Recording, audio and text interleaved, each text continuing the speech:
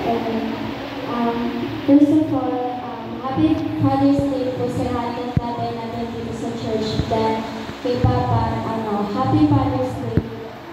Nagpapasalamat ako sa Panginoon kasi siya yung naging papa ka. And then, nagpapasalamat ako sa mga sacrifices, syempre, na binibigay niya sa amin, sa mga pagsasakripisyo niya sa amin, na inunan niya yung mahiwalay sa amin kasi para lang maitaguyod yung, yung pamilya namin. Ayun.